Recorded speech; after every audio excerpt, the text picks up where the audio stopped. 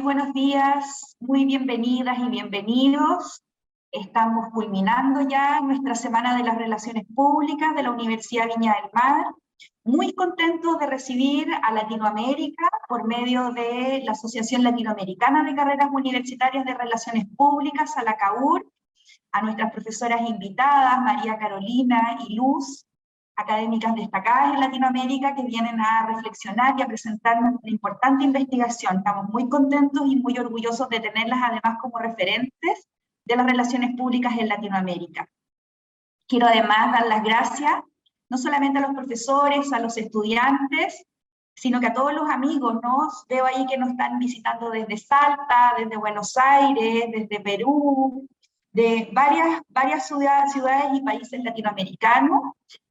Dar también las gracias a nuestra directora de la Escuela de Comunicaciones, la profesora Lila Farías Muñoz, quien también nos acompaña, a nuestros profesores de la escuela, profesor Eduardo, profesora Marcela, la profesora Alessandra, a Candela también, que nos conocemos desde Argentina, bienvenida. Nada, solamente agradecer, espero que esta sea una oportunidad de reflexión, una oportunidad además que nos permita crecer como relacionadores públicos y relacionadoras públicas, una instancia que retroalimente el quehacer profesional, el quehacer académico, y por supuesto orgullosos de poder hacer esta actividad en alianza con las universidades miembros de ALACAUR. Veo también ahí a Nedelka, quien fuera nuestra presidenta de la asociación hasta hace muy poco. Un saludo muy grande, Nedelka, un gusto tenerte también por acá. Bienvenida a esta tu casa. Muchísimas gracias. Yo creo que ahora tenemos que presenciar esta tremenda charla magistral que nos van a compartir nuestras académicas Carolina Carbone y Luz Canela. Antes de dar el vamos a esta interesante charla, les comentaremos las destacadas trayectorias de nuestras invitadas. Luz Canela Suji es licenciada en Relaciones Públicas de la Universidad Nacional de Lomas de Zamora, máster en Ciencia Política en el IDAES, UNSAM, y actualmente se encuentra en proceso de escritura de tesis. Es docente investigadora de la UNS y secretaria de investigaciones de la Facultad de Ciencias Sociales de la UNS, y coordinadora académica de la Diplomatura en Géneros y Sociedad. Es secretaria del Consejo Profesional de Relaciones Públicas de la República Argentina, presidenta del capítulo argentino del Foro Iberoamericano sobre Estrategias de Comunicación y presidenta de la Asociación Latinoamericana de Carreras Universitarias de Relaciones Públicas por el periodo 2021-2023. Carolina Carbone es licenciada en Publicidad y licenciada en Relaciones Públicas, egresada de la Facultad de Ciencias Sociales de la Universidad Nacional de Lomas de Zamora. Cuenta con un postítulo de formación docente del Instituto Superior de Formación Docente número 83 de la provincia de Buenos Aires. Tiene una diplomatura en docencia virtual por la Universidad San Martín de Porres de Lima, Perú, y una maestría en periodismo de viajes por la Universidad Autónoma de Barcelona, España. En este momento se encuentra cursando su doctorado en Ciencia Política en la Universidad de Belgrano.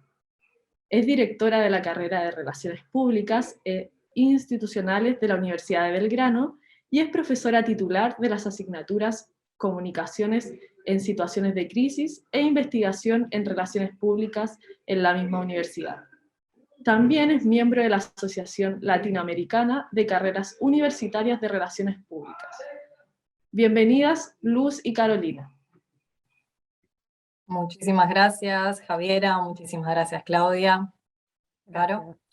No, gracias. Muy contenta por esta invitación. Empezamos con Luz. Muy bien, voy a compartir pantalla.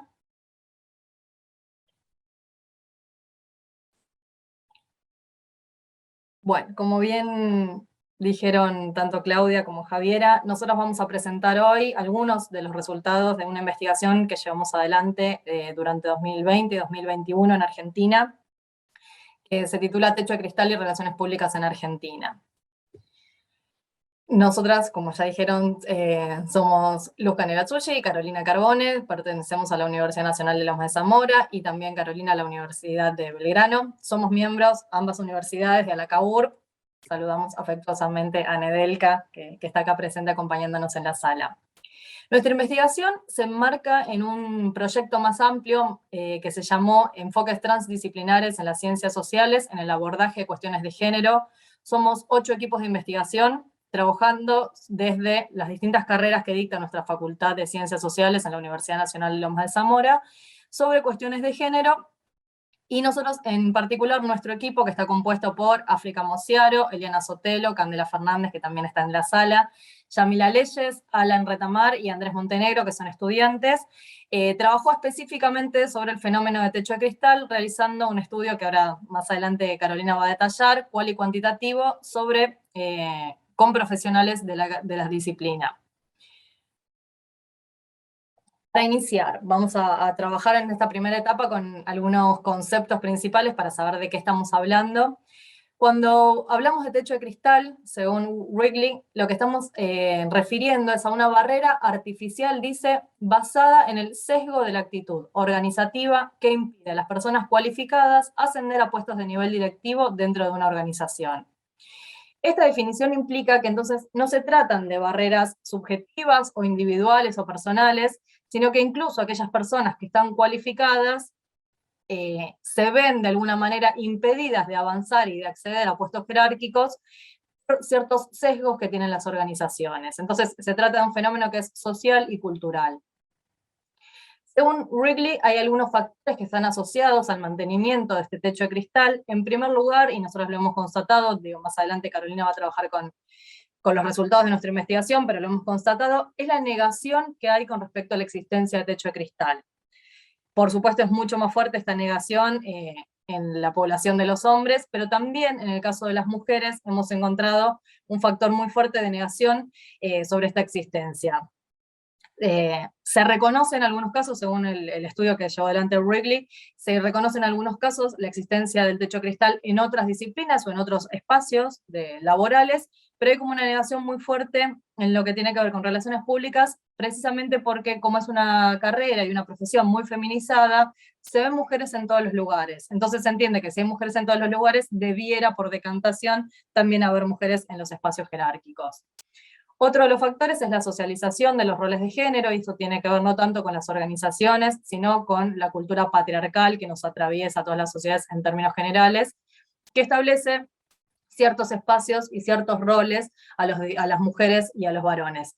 Es una mirada, esto hacemos como un mea culpa, podríamos decir, muy binaria sobre esta cuestión. Hoy, de hecho, cuando nosotros empezamos a trabajar, vimos la necesidad de incorporar también y visibilizar existencias no binarias, de identidades no binarias, pero la realidad es que los datos estadísticos al día de hoy siguen siendo binarios y hacen esta diferenciación entre varones y mujeres. Este segundo factor de la socialización de los roles de género tiene que ver con cierto prejuicio y ciertos estereotipos, digo, esto también lo vamos a ver más adelante, con respecto a la imposibilidad de las mujeres de mandar, una imposibilidad que está como naturalizada y que los espacios de mando y de dirección tienen que ser ocupados por varones. El presente histórico, que tiene que ver con estos lugares, digo, está asociado con el factor anterior, que tiene que ver con cómo se han organizado históricamente las organizaciones y los espacios de trabajo, en los cuales la mayoría de los cargos de dirección y de mando los ocupaban los hombres.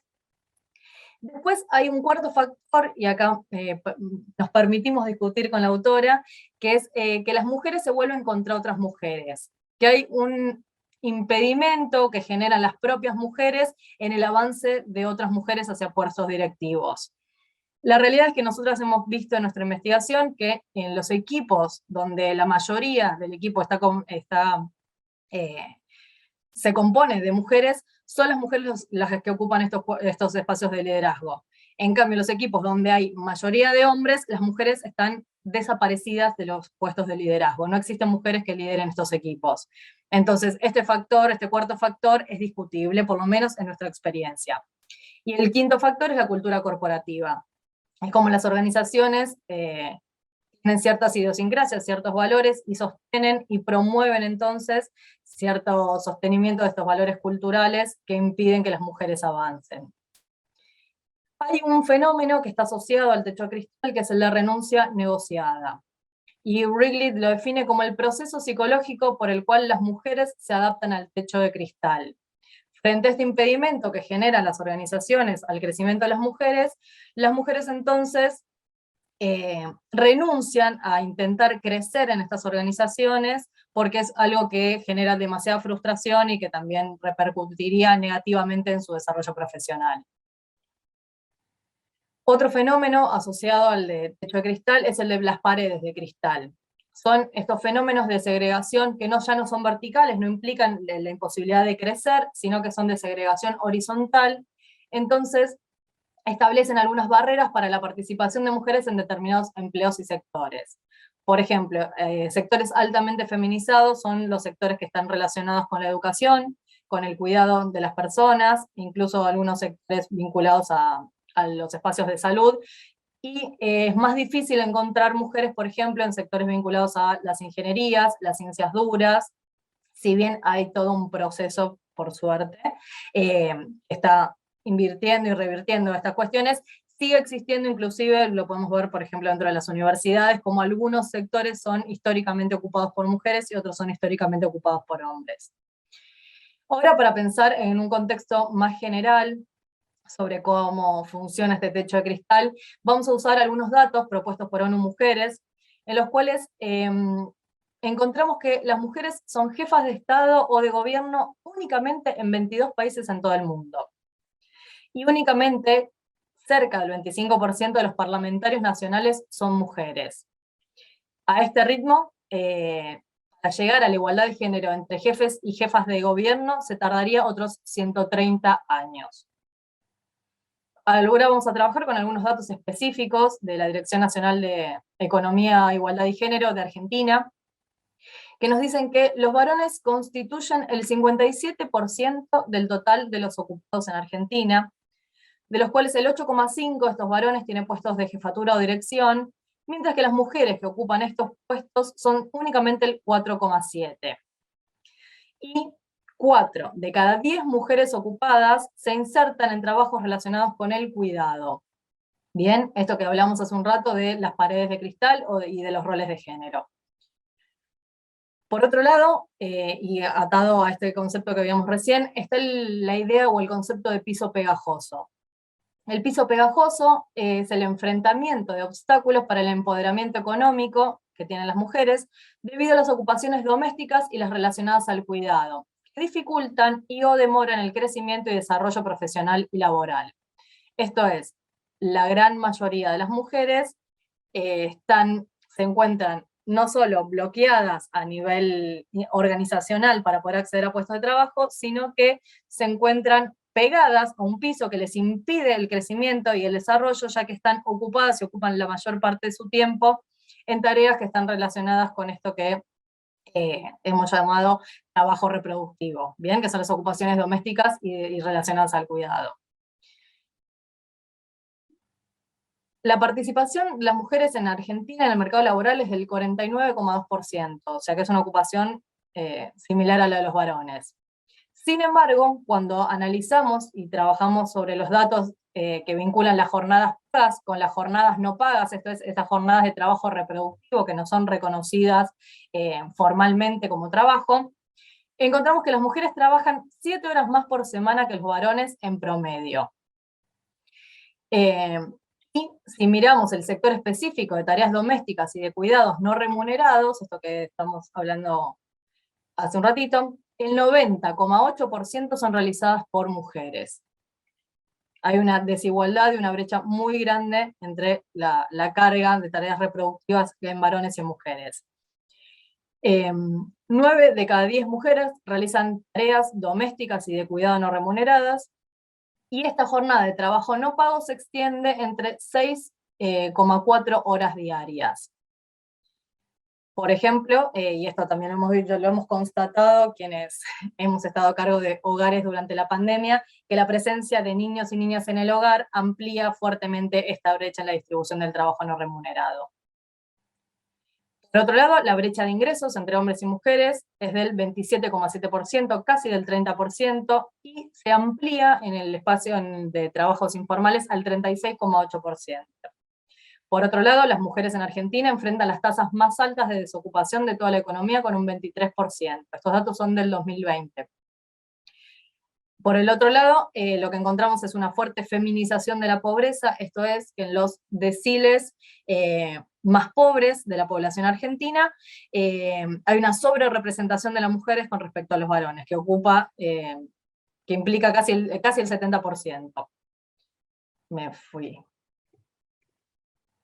Y hay algunos datos que son muy escasos todavía que tenemos sobre esta población de trans, travesti y el mercado laboral, en el cual son datos del 2012, ya les digo, son datos muy escasos y viejos inclusive, pero que sirven para poder pensar este fenómeno y salir de la mirada binaria, en el cual el 20% declara no realizar ninguna actividad por la que obtenga dinero, el 80% restante expresa que se dedica a actividades vinculadas con la prostitución y trabajos informales de precaria estabilidad, y el 80% declara no tener obra social prepaga o plan de salud.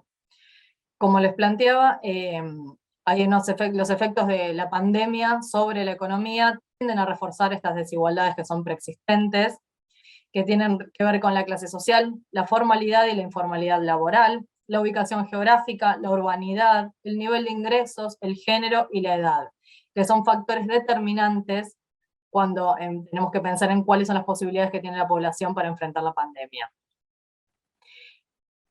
De la mano de esto tenemos que incorporar y traemos a colación, a cuento, el concepto de interseccionalidad propuesto por Kimberly Crenshaw, que la define como el fenómeno por el cual cada individuo sufre opresión u ostenta privilegio en base a su pertenencia a múltiples categorías sociales, a saber, el género, la etnia, la clase o la orientación sexual, que siempre son construidas y están interrelacionadas. Entonces, al momento de pensar cuál es el posicionamiento de algunos sectores frente a estas situaciones de desigualdad, es necesario que lo pensemos de una manera interseccional, analizando y teniendo en cuenta estas categorías. Por lo tanto, nosotras consideramos que cualquier diseño e implementación de políticas públicas o institucionales no pueden ser neutrales, sino que siempre deben contemplar una perspectiva de géneros. ¿Claro? Bueno, aquí estamos entonces. Luz nos acaba de contar y ha dado datos precisos de cuál es el contexto en el cual se ha realizado esta investigación y yo voy a proceder a compartirles algunos de estos datos, algunos de nuestros datos finales, aunque estamos, como bien dice esta placa, estamos en la etapa de análisis de datos. Si bien ya hemos recolectado, la encuesta está finalizada, estamos haciendo el análisis de todos los datos obtenidos. La investigación que hemos realizado es cual y cuantitativa, es una investigación exploratoria porque nos queremos aproximar a un fenómeno que nunca antes fue explorado en la Argentina. Subrayo esto, en la Argentina realmente nos ha costado muchísimo encontrar los que nos dedicamos a la investigación, y los que están en la sala que se dedican a la investigación saben de que una de las primeras cosas que tenemos que hacer los investigadores es buscar los antecedentes.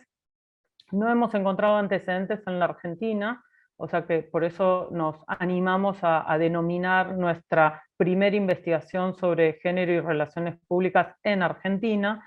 Hemos encontrado alguna que otra investigación, no quizás específicamente sobre el fenómeno de techo de cristal, pero sí sobre género en México, Ecuador y Costa Rica, ¿sí? Y los que son de género quizás no necesariamente están relacionados con relaciones públicas, quizás tienen una mirada un poco más amplia sobre el mundo de la comunicación.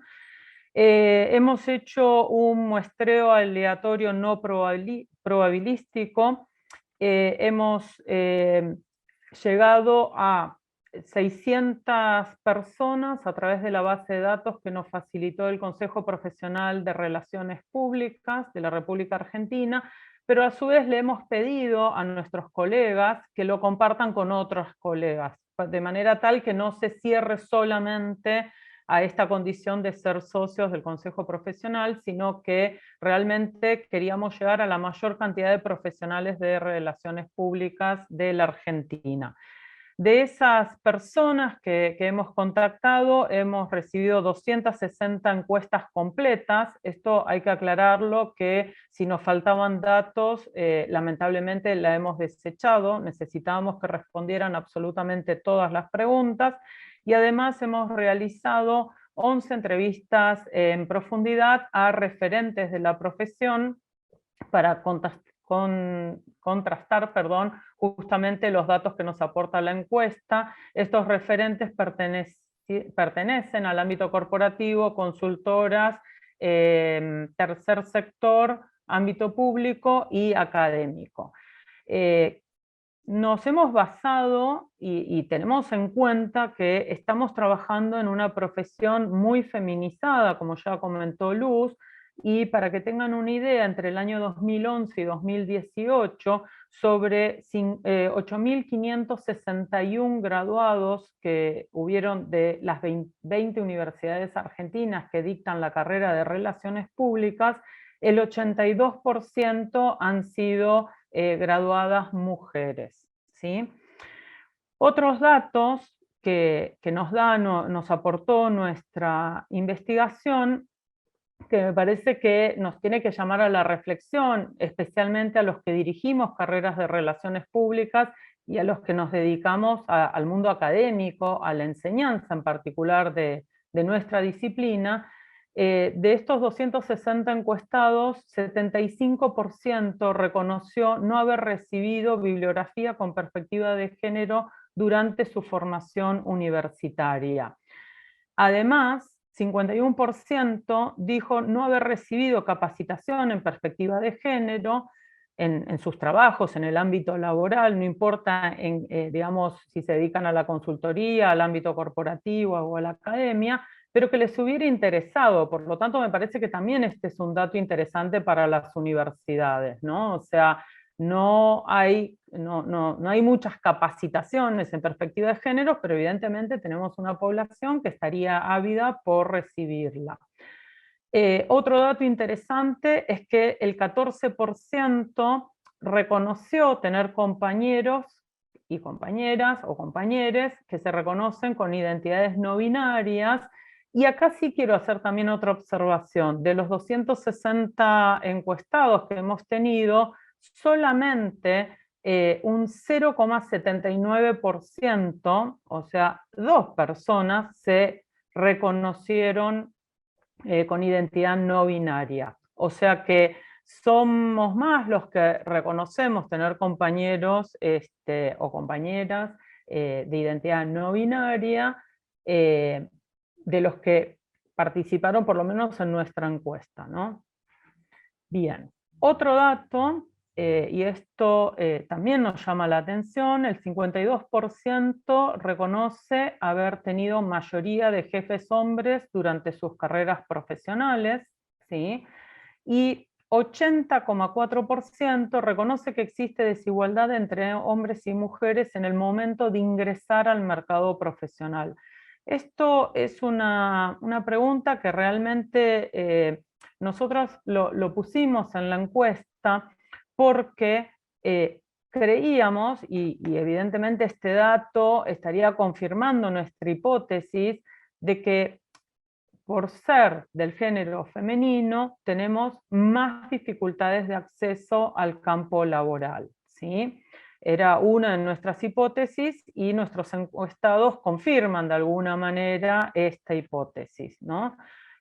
No dicen que es imposible, pero dicen que encuentran como una mayor dificultad. Otra de las hipótesis es el tema del techo de cristal, que ya definió Luz previamente. El 81%, el 81,2% de nuestros encuestados reconoció la existencia del techo de cristal, y aquí aparece un dato significativo, y es que el 84% de todas las mujeres que participaron de la muestra reconocen la existencia del techo de cristal, pero cuando vamos a hacer esta misma pregunta a los hombres, solo el 43% de los hombres reconoce la existencia de un techo de cristal, y otro dato mucho más llamativo es que directamente el 54% de los hombres que participaron de la encuesta niega la existencia del techo de cristal. Directamente para estos colegas no existe el techo de cristal. Por otro lado, el 53,1% de las mujeres acceden a puestos de liderazgo, esto ya lo adelantó Luz, cuando los equipos están compuestos principalmente por mujeres, o sea que derribaríamos ese factor que menciona la autora Wrigley sobre que las mujeres no estaríamos de acuerdo a que nuestras compañeras accedan a los puestos de liderazgo. Y también, dato que realmente nos llamó la atención, porque los equipos que tienen mayoría de hombres, no hay directamente mujeres en puestos de liderazgo. Y aclaro esto, no son equipos 100% conformados por caballeros, porque entonces es obvio que no habría mujeres, sino que son equipos mixtos con mayoría de presencia masculina, y en esos equipos no hay directamente mujeres liderando esas áreas. ¿Sí? Esos equipos de trabajo. Por otro lado, bueno, y acá quiero hacer un comentario, ¿no? Porque ya el doctor Grunig, que todos hemos leído en algún momento de nuestra formación, en el año 2001 decía, y lo voy a poner si pudiera entre comillas, porque no es mía esta frase, pero este resultado del 53% del liderazgo y todo esto me hizo recordar al doctor Grunig, y él ya decía en el año 2001, a no ser que trabajes en una consultora o abras tu propia agencia, el camino para las profesionales mujeres en las relaciones públicas corporativas es corto. Es una traducción, yo diría corto o dificultoso, digamos, acá tendríamos que buscar el original en inglés para ver exactamente a qué se refiere con corto, pero yo lo interpreto como difícil, ¿no? Por otro lado, otro dato que hemos obtenido es que el 57,7% de nuestros encuestados reconoce la existencia de espacios informales masculinos. Voy a hacer una breve mención a qué denominamos espacios informales masculinos. Son aquellos espacios donde los hombres, nuestros compañeros de trabajo, se reúnen por fuera del ámbito laboral. En la Argentina sería a jugar al fútbol, a comer un asado, si quieren a jugar al golf u otros espacios, donde no habría posibilidades que las mujeres participemos. No, a ver, quiero ser clara por esto, no porque tengamos prohibida la entrada, digamos, a esos espacios, sino que surgen, y a todas nos habrá pasado en la oficina, que se dice, bueno, después vamos a comer un asadito, después vamos a jugar al fútbol, y probablemente no estemos invitadas, o las que estamos invitadas, o alguna vez fuimos invitadas, quizás no podemos hacerlo muchas veces por el piso pegajoso que ha comentado Luz y que tiene que ver con las tareas de cuidado que nos esperan en el hogar una vez terminada la jornada laboral.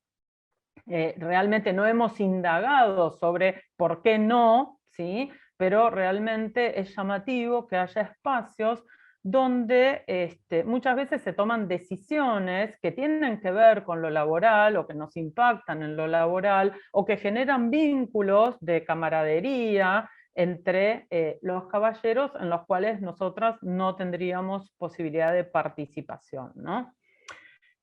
Con respecto a la brecha salarial, que es otra de las preguntas que hicimos en nuestra investigación, el 50% de las mujeres percibe una brecha salarial inferior a la que tienen los varones, ¿sí? Y sin embargo, ante la misma pregunta, el 60% de los varones no percibe esa brecha salarial, ¿sí? Recuerden que esto, bueno, es una pregunta que tiene que ver justamente con la percepción, ¿no? ¿Qué le parece a usted? ¿Cómo lo percibe? Pero tenemos datos fehacientes que indican, como ya mencionó Luz en el estudio que hizo la Universidad Nacional de José Cepaz aquí en la Argentina en el año 2020, que existe, es real la existencia de una diferencia salarial de un 27%, ¿sí? Quiero mencionar a otra autora, en este caso una investigadora norteamericana, Elizabeth Toth, que dice, ya decía y salió esto publicado en Los Angeles Times hace ya muchos años atrás, las mujeres en parte, según Elizabeth Toth, y esto lo traigo no para que discutamos, sino para que reflexionemos, en parte las mujeres somos responsables por aceptar estas condiciones laborales diferenciadas con respecto a los caballeros, y muchas veces por autodevaluarnos, ¿no? Estas son palabras de Elizabeth Toth que yo traigo para la reflexión, ¿no? ¿Qué pasa cuando nos ofrecen ese puesto laboral? ¿Por qué no peleamos por un salario idéntico al de los varones? ¿O por qué no peleamos por esos puestos de liderazgo, ¿no?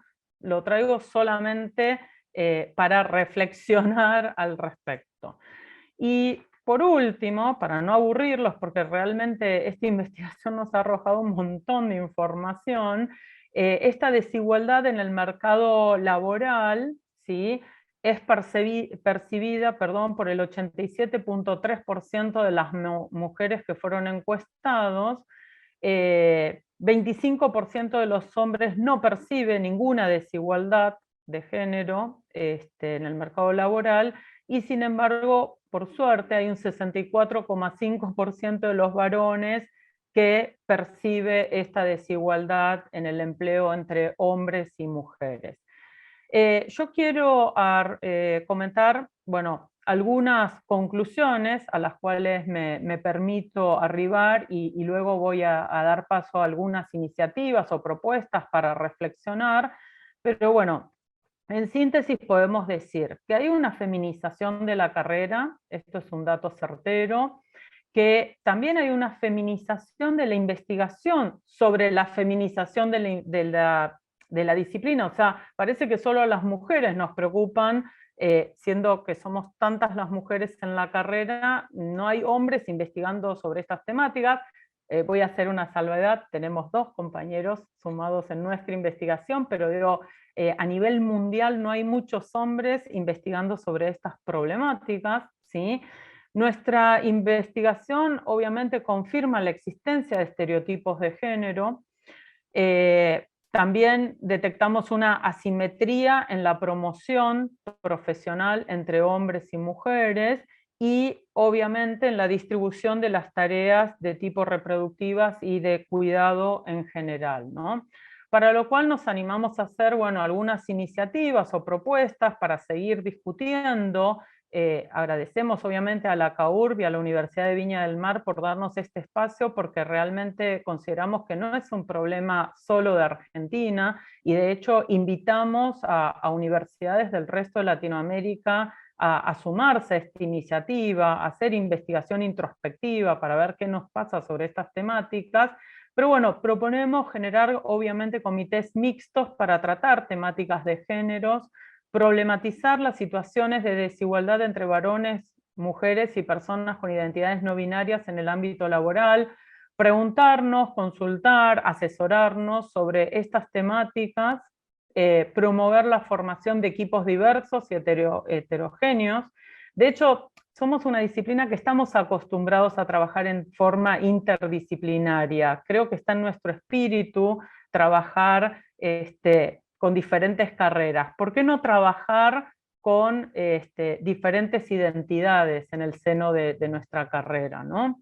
Promover la capacitación en perspectiva de géneros en los ámbitos educativos y laboral.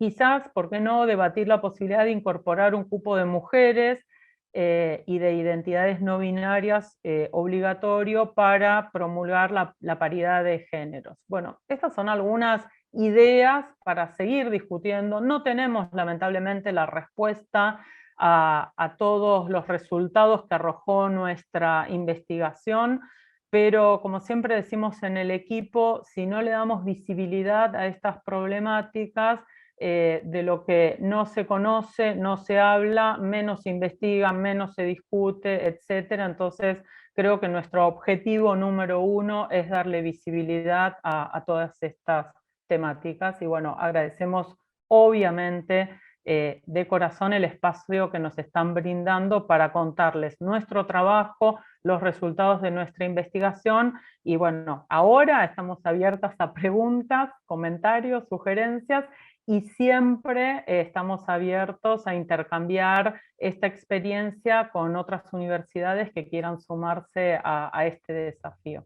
Así, gracias Claudia y gracias a la Universidad de Viña del Mar por este espacio. Les dejamos Muchas- acá, perdón Javiera, la No, última cosita. tranquilo. La web de enfoques.ar, que es la web donde está toda la información vinculada a este megaproyecto en el que estamos estos 8 equipos, y después las redes sociales del equipo MIRP, porque lo iniciamos el equipo cuando éramos todas mujeres investigando en relaciones públicas, después se sumaron 2 compañeros, pero bueno, MIRP quedó, así que nos pueden seguir, ahí hay datos también de la investigación y nos pueden contactar. Ahora sí, perdón, Javiera. Muchas gracias, estimadas Luz y Carolina, por acompañarnos en tan importante conmemoración para nosotros, los profesionales de las relaciones públicas. Agradecerles además de antemano por todas sus contribuciones y talentosos aportes al mundo de las comunicaciones. En este momento damos el espacio para la ronda de preguntas y respuestas. Los invitamos a participar a todos de esta instancia. La primera pregunta en cámara es de nuestra docente Alessandra Bosco. Hola Carolina, hola Luz, muchas gracias, súper interesante la temática.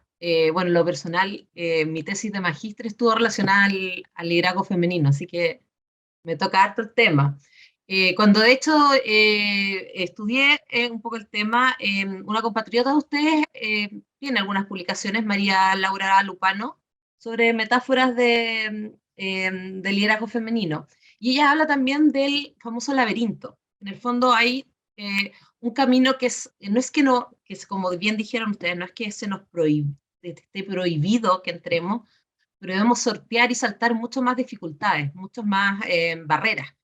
Dentro de ellas están las organizacionales, la cultura organizacional que, como ustedes bien dijeron, y los estereotipos, y las interpersonales, las reuniones informales que también señalaron, y las personales que tienen que ver con el tema del cuidado. No sé si en su investigación pudieron cruzar la información de aquellas mujeres que sí están en puestos de liderazgo con aquellas que son madres o tienen familia versus los hombres que tienen hijos. ¿Hicieron algún tipo de relación ahí? Por si esa barrera impacta, si esa mujer llega más a puestos de liderazgo, o si tienen alguna noción acerca del tema. En realidad no trabajamos específicamente sobre eso, pero sobre todo, digo, cuando hicimos las entrevistas a los profesionales, ahí sí lo pudimos ver. ¿Qué nos sucedió? En las entrevistas a profesionales, muchas de ellas habían roto este techo de cristal, entonces habían accedido a puestos de liderazgo, y lo que sí encontramos en esos casos es esta negación del techo de cristal. Esta idea de que si yo llegué, el techo como que, bueno, no existe, es un poco más dificultoso, pero esto que sea un poco más dificultoso, para ellas no implica que necesariamente exista el techo de cristal. Entonces encontramos el fenómeno de la negación como muy potente, y sí, lo que sí notamos, que ellas no lo plantean como si fuera este fenómeno que nosotros planteamos que tiene que ver con el piso pegajoso, cómo las tareas de cuidado de sus niños, niñas, niñes han implicado tener que renunciar a ciertos espacios. Digo, no lo identifican conceptualmente, pero sí encontramos que muchas veces han declinado ciertos puestos de liderazgo, ciertos espacios de conducción, porque debían ocuparse y priorizaban, como una decisión personal, priorizaban las tareas de cuidado u ocuparse de sus familias. Cosa que no vimos cuando entrevistamos a los varones. Cuando entrevistamos a los hombres, esto no aparece en ningún momento en el discurso. O sea, siempre ellos han hecho su carrera y sus familias las han cuidado y sostenido de alguna manera alguna contraparte que siempre presuponemos que es algún tipo de feminidad, mujeres, ya sean sus esposas, las madres de los niños, abuelas. Digo, también aparece mucho esto, por lo menos en Argentina, estas tareas de cuidado repartidas y recargadas siempre sobre las mujeres. ¿Caro? No, realmente no hemos indagado concretamente en esta pregunta, ¿no? O sea, contestándole a Alessandra, la pregunta no ha sido directamente sobre esto. La realidad es que cuando iniciamos la investigación partimos de la hipótesis de si existía o no el techo de cristal. Esta fue nuestra pregunta madre, digamos. Hoy en día, y ya con los resultados en la mano, se nos ocurren 100.000 otras investigaciones que podríamos hacer a continuación. Y bueno, y un poco la reflexión y la autocrítica, ¿no? De cómo no se nos ocurrió preguntar esto otro, por qué no preguntamos esto. La realidad es que tuvimos que diseñar un cuestionario que sea acotado, porque ya ni recuerdo cuántas preguntas tenía, no sé, Lucy, lo tenés presente 30, acá. puede ser, Pero en claro, Carnet, sí, cerca de sí, 30. pensamos, si yo iba a decir 27, 30 más o menos, imagínense si le seguíamos preguntando cosas, ¿quién iba a contestarlo, no? O sea, sabemos que el cuestionario circuló por aproximadamente 600 correos electrónicos, si no más, y obtuvimos 260 respuestas nada más, ¿no? Entonces imagínense un cuestionario de 50, 60, 70 preguntas, ¿quién lo hubiera contestado? Entonces, la verdad, Alessandra, mucho por seguir desarrollando, mucho. ¿Puedo responder encadenadas preguntas de Claudia, Felipe y Lila? Porque me parece que todas tienen que ver con todo. Felipe pregunta si es parte de la idiosincrasia latinoamericana la desigualdad de género. Yo creo que es parte de la idiosincrasia mundial, me atrevo a decir. El patriarcado está extendido a lo largo y ancho del mundo y se ha intensificado en los últimos 200 años. Entonces, esta cuestión de la desigualdad de género yo creo que no es un fenómeno únicamente latinoamericano. Efectivamente, hay culturas en algunos países latinoamericanos donde esto se ve como mucho más marcado, digo, son mucho más patriarcales esas sociedades que otras, eh, pero yo creo que no es una cuestión únicamente latinoamericana. Y lo que yo sí creo que es, frente a la segunda pregunta de cómo las mujeres que están en cargos de liderazgo pueden ayudar a romper el techo, digo que tiene que ver con esto que pregunta Claudia sobre los liderazgos femeninos, cómo se debe actuar, y Lila pregunta si es suficiente que una organización cuente con mujeres en cargos de responsabilidad para romper el techo. Yo creo que el mero hecho de que existan mujeres en estos espacios no alcanza y no responde porque en Argentina hace un tiempo hubo como un lema muy importante en las elecciones que era feministas en las listas, que no alcanza con que el cupo lo ocupen mujeres porque hay muchas mujeres que siguen reproduciendo mandatos patriarcales y siguen sosteniendo estas lógicas de desigualdad y de estereotipar y de sostener cuestiones vinculadas al techo de cristal, a las paredes de cristal. Entonces, es necesario que se incorpore esta mirada, eso que nosotros decimos que la mirada, los lentes feministas, la perspectiva de géneros, y nosotros trabajamos muy fuertemente en todo lo que es enfoques, en entender esto, en romper la conceptualización de género como únicamente una mirada binaria, sino incorporar los géneros como esta cuestión autopercibida, co-construida, que siempre es cultural, que nunca es natural, que está muy lejos y muy sí, lejos del biologicismo, y entender entonces que es necesario que estas mujeres que logran ocupar cargos de conducción, de liderazgo, tengan esta perspectiva que ayude, que colabore a que otras mujeres puedan también incorporarse y subirse a estos espacios y romper estos techos de cristal. ¿Está bien? Sí, Muchas y gracias, Luz. en mi opinión, quiero agregar una cosita más. Me parece que esto lo tenemos que trabajar desde las aulas, ¿sí? Porque también preparando la presentación me ponía a reflexionar y ya desde el momento que iniciamos la investigación, siempre me preguntaba esto, ¿no queremos llevar un mensaje de esperanza, de falta de esperanza, digamos, ¿no? Desesperanzador? Sino todo el contrario, si no sabemos que existen estas problemáticas, no podemos actuar sobre ellas, ¿no? O sea, ya reconocer la problemática permite que estemos un pasito más adelante. Punto número 1. Punto número 2. ¿Cómo podemos, es mi gran pregunta como docente que soy, ayudar a empoderar a estas estudiantes para que cuando salgan al campo laboral no se decepcionen? O sea, saber que esto es una realidad no quiere decir, bueno, entonces no estudio, entonces largo todo, no abandono, sino al contrario, el mensaje es justamente otro, es decir, bueno, te vas a encontrar con este es el terreno sobre el que vas a tener que actuar, entonces juntate de esas herramientas para poder actuar en consecuencia. Y es un llamado a la reflexión, me parece, a las y los profesionales de la generación, de mi generación voy a decir, ¿no? Que quizás probablemente en este momento estemos ocupando puestos de liderazgo y que porque estemos en esos puestos de liderazgo no quiere decir que la problemática no exista. O sea, esto que comentaba Luz y que lo vimos en algunas entrevistas. Ah, bueno, como yo ya lo logré, ¿no? Tipo, parece, yo ya me salvé y el resto no importa. Entonces me parece que los resultados de esta investigación sirven para todas estas reflexiones y para otras que quizás se les estén ocurriendo a ustedes en este momento. O sea, repito, invitarlos a reflexionar y a tener presente la problemática, a dejar de invisibilizarla. Este es el mensaje. Muchas gracias. Ahora vamos con Macarena de Tesanos, que hará una pregunta al aire.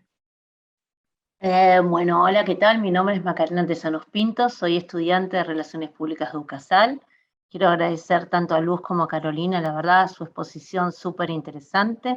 La investigación, de hecho, me han sido como un punto para yo trabajo en la Universidad Austral y han sido un punto para poder hacer el próximo entre colegas, que va a ser Techos de Cristal, dado su temática. Justo me pasó con una compañera que me decía, vos deberías dejar de trabajar empleada para poder que te vaya muy bien, tenés que ser autónoma, con lo cual también lo que están diciendo doy fe. Y a mí lo que me interesaba es qué estrategia comunicacional se les ocurrió algo para poder realizar todo lo que estaban diciendo recién, que era súper interesante, pero ¿cómo podemos esto llevarlo a la práctica? A ver, todavía como estamos, no pensamos porque estamos todavía en la etapa de análisis de datos, entonces todavía no estamos como en la instancia de transferencia, podríamos decir. Sin embargo, creemos, y es lo que sí venimos haciendo, porque venimos trabajando con esto desde 2020, de final de 2020, venimos trabajando con el dictado de charlas y de distintos espacios, de hecho por eso también les pasamos nuestras redes. Estamos trabajando como en una instancia de divulgación de lo que es este proyecto, de qué es lo que estamos investigando, esto que planteaba Caro. Nombrarlo, o sea, lo que no se nombra no existe, entonces en principio nombrarlo, trabajarlo, bueno, fuertemente, claramente en las aulas, es lo que yo les planteaba al principio, que dentro de nuestro equipo tenemos estudiantes, varones, que están trabajando en la investigación. Y esto es ¿por qué? Porque lo venimos trabajando en las aulas, se viene discutiendo, digo, es algo que se viene problematizando, por un lado.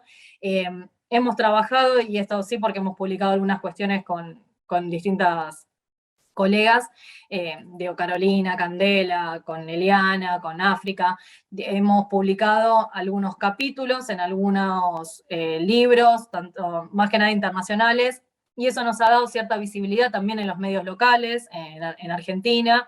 Entonces, son distintas formas de poder visibilizar la problemática y en principio eso, plantearla como un tema, un issue a resolver dentro de la profesión para poder empezar de alguna manera a desmenuzarlo y a recorrerlo.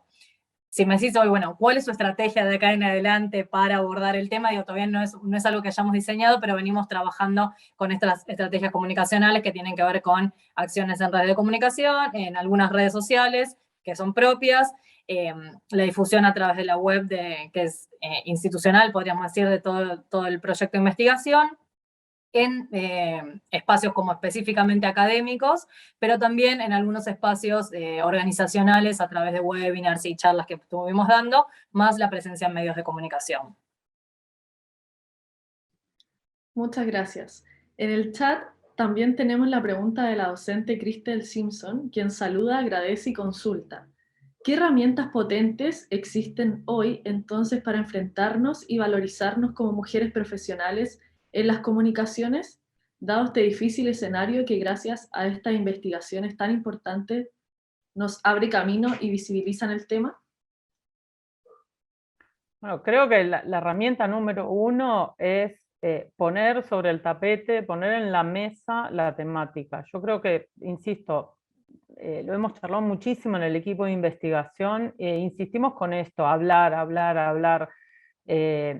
Por otro lado, hay herramientas que tenemos que ir adquiriendo nosotros, digo, me imagino en la sala hay muchos estudiantes, que tenemos que ir adquiriendo nosotros y que tiene que ver con esto de poder plantarnos y decir, bueno, ¿por qué mi compañero gana más que yo? Por ejemplo, cuando voy a hacer la búsqueda laboral, si yo había visto, no sé, publicado en el aviso que iban a pagar tanto, ¿por qué me ofreces menos? ¿No? Me parece que tenemos que, repito, primero hablar del tema, porque si no lo hablamos no existe, o parece que no existe. Segundo, adquirir esas herramientas que nos hacen más competitivas en el mercado, ¿no? Y tercero, bueno, va a faltar, y la verdad que en esto sí voy a hacer por ahí un comentario un poco desalentador, falta un cambio de raíz, falta un cambio cultural, que va a llevar tiempo, que no se va a lograr de la noche a la mañana, pero que uno ya lo escucha en las aulas y en casa también, cuando escuchamos a las jóvenes decir que, no sé, a sus parejas, que no me estás ayudando, estás haciendo lo que te corresponde, porque todos ensuciamos la casa, los niños son de ambos, no son de uno solo o de una sola, y un largo etcétera, ¿sí? Me parece que desde el mundo académico, que es el que transitamos Luz y yo y todo nuestro equipo de investigación, lo hacemos dándole bibliografía con perspectiva de género a los estudiantes, dando este tipo de conferencias, escribiendo, porque tampoco hay mucha bibliografía específica en el campo disciplinar de las relaciones públicas. Entonces, contestándole un poco a Macarena, que estoy muy contenta que estés aquí, gracias por participar, es alumna mía en la Universidad Católica de Salta, casi gracias Macarena por sumarte. La realidad es que nuestro aporte va a ser cuando podamos sentarnos a escribir los papers y seguir escribiendo capítulos de libros, o libros enteros, ¿por qué no? ¿No? Con toda esta información y que podamos sumar a otros colegas y a otras colegas que les interese esta temática. Aparentemente hasta antes de esta investigación parecía que a nadie le interesaba este tema. Entonces, bueno, ya hemos dado un primer paso. Nos faltan dar un montón de otros pasos, ¿no? Esto está en pañales, como se dice aquí. Mucho por hacer y la verdad que me encanta que haya tantos jóvenes presentes en esta sala, porque se necesita, digamos, que este cambio lo hagamos entre todos y entre todas. Muchas gracias. Hago un comentario sobre la pregunta de Macarena, que pregunta sobre trabajar con el gobierno en políticas públicas. Dos cuestiones.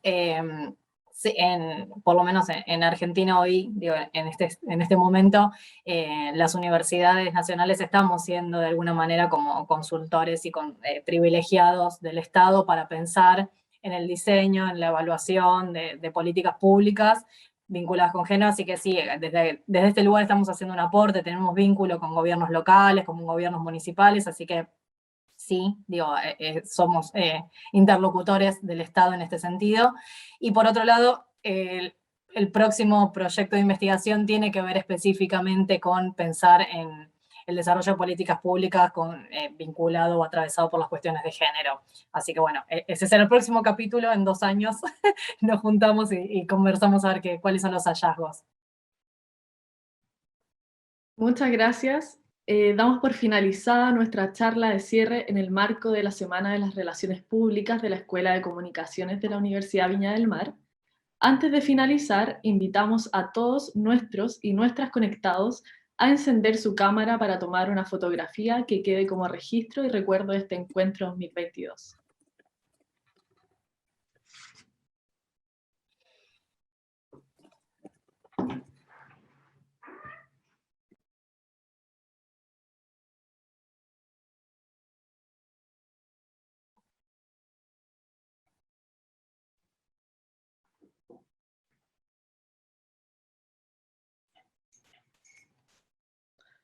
Bueno, agradecemos su presencia y compromiso con nuestra disciplina a todos quienes conectaron hoy y muy especialmente a nuestras destacadas invitadas. Hasta un próximo encuentro, muy buenas tardes. Muchas gracias. Buenas tardes. Gracias por la invitación. Gracias. Gracias, Luz, Carolina. Excelente ponencia. Felicitaciones. Gracias, Claudia. Hasta pronto. Chao, chao.